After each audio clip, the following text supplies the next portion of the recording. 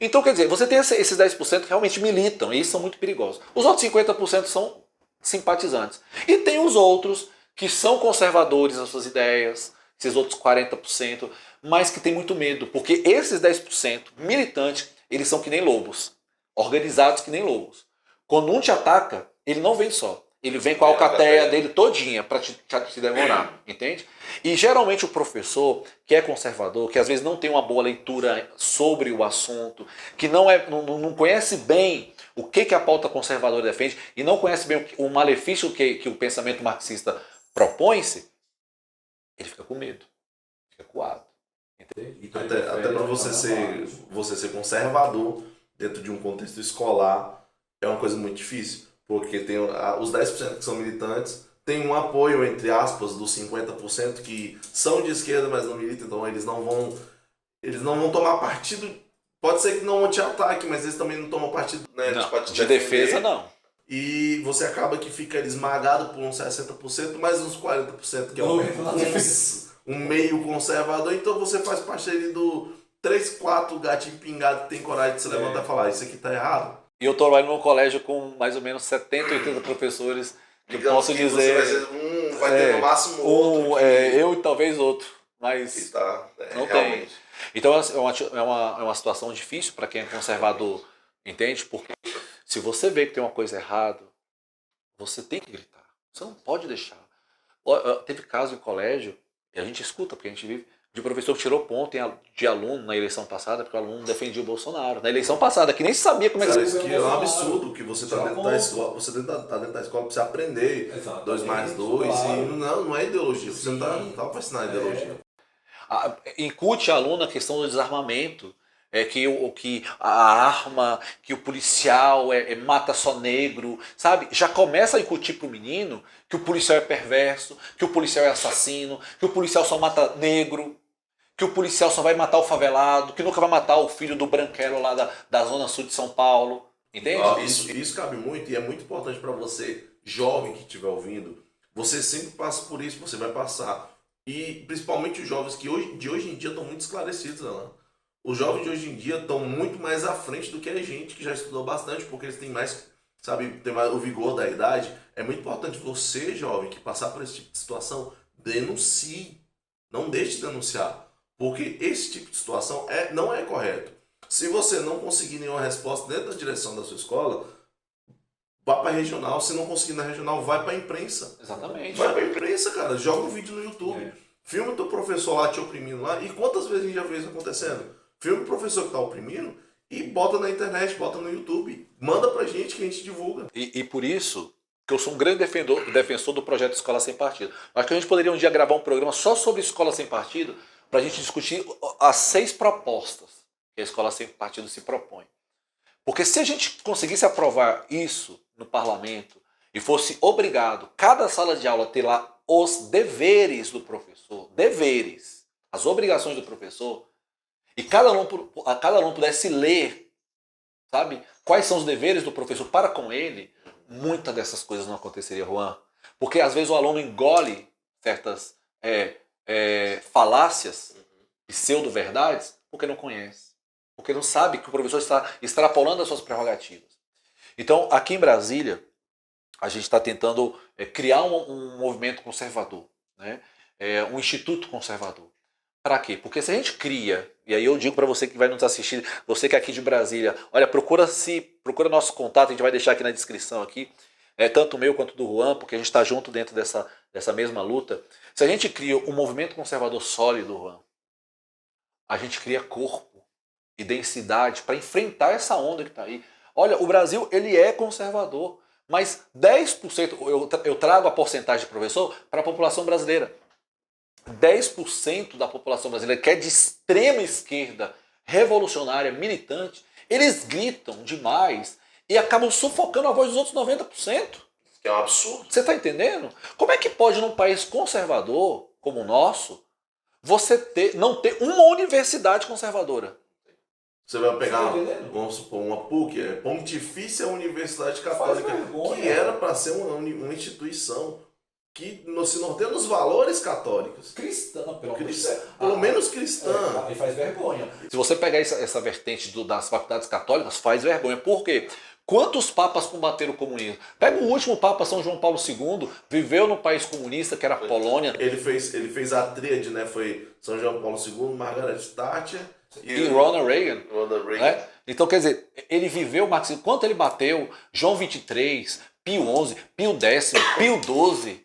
Você está entendendo? Todos eles. Você bateram, falaram a malignidade. E se você é católico que nos escuta aí, né, pode se você não tiver religião católica, for evangélico ou não tiver religião, mas talvez você não entenda isso, mas no catolicismo a gente tem uma revelação, uma aparição de Nossa Senhora em Fátima, que ela fala que as raízes do comunismo espalhadas pelo mundo inteiro. Você vê, a mãe de Jesus apareceu pra gente. Você está entendendo? Para dar um recado particular. Você está entendendo? Agora, tem sentido uma teologia da libertação? Tem sentido isso? Se você trouxer isso para o meio católico, tem sentido uma teologia da libertação?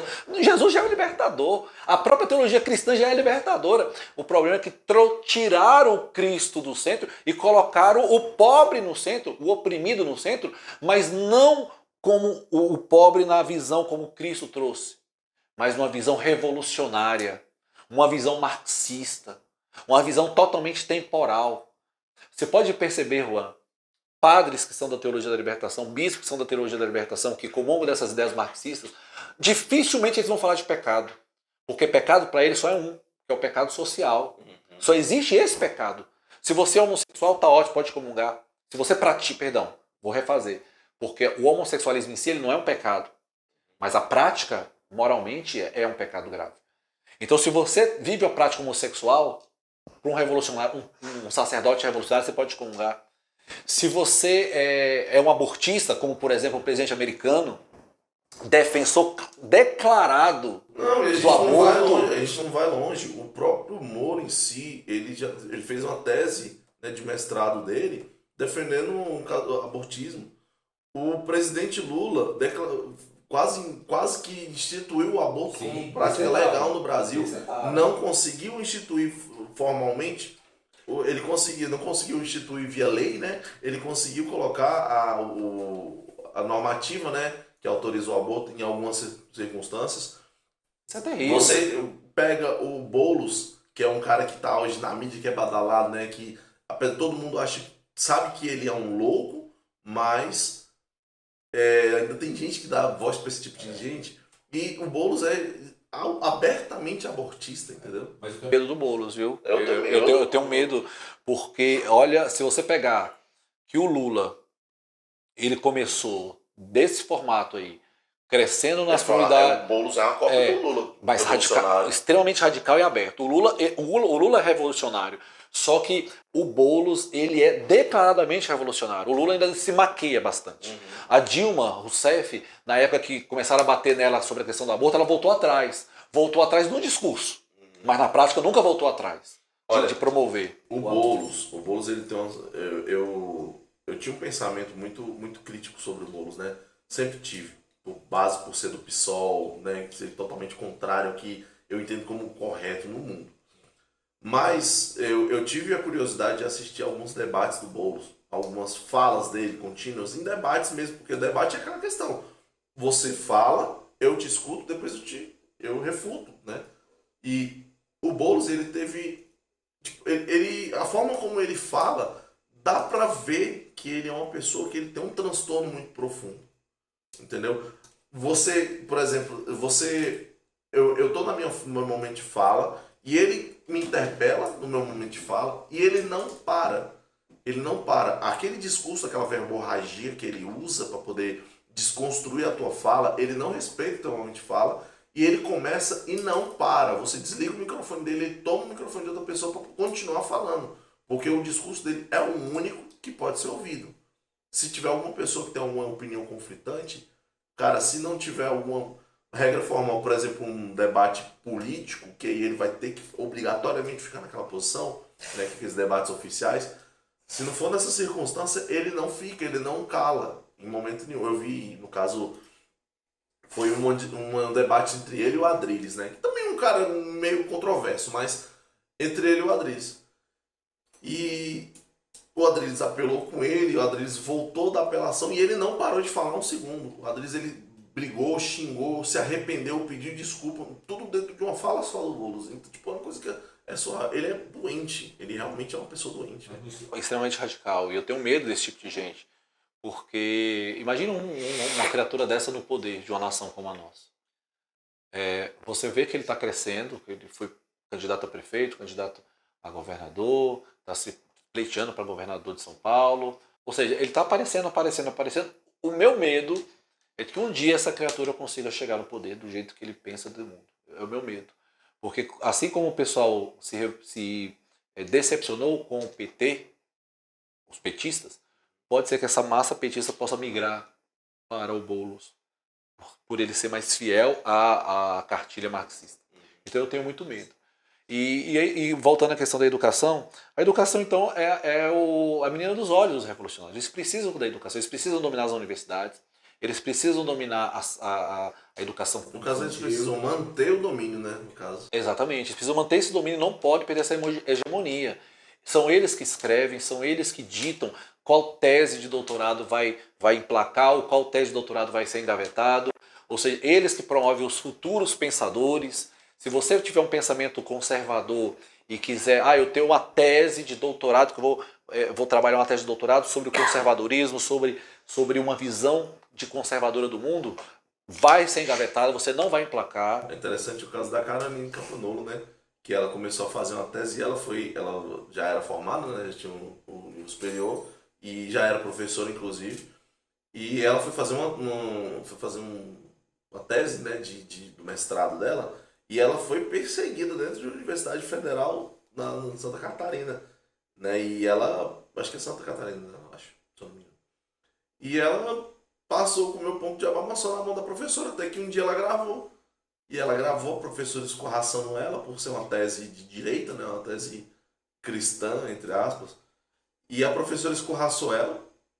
E, por fim, ela gravou, ela denunciou. É o que a gente fala que é a importância de você denunciar. Ela fez a denúncia. Essa denúncia foi a plenário, na Câmara Legislativa do Estado, do Estado, se eu não me engano.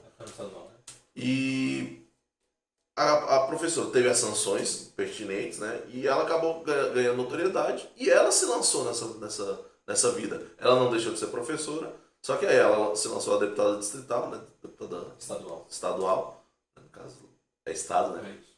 E se lançou a deputada estadual, ganhou, provavelmente vai vir a federal agora, pela notoriedade, pela dimensão. Né? E é importante ter gente no âmbito federal, porque assim, dentro do estado você tem uma gama de opções de acessibilidade.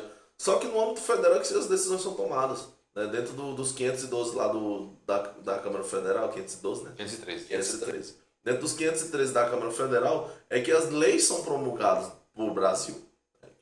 Diferente dos Estados Unidos, que as leis são em âmbito estadual, que são eles, 513, mas os senadores que decidem o futuro da nação.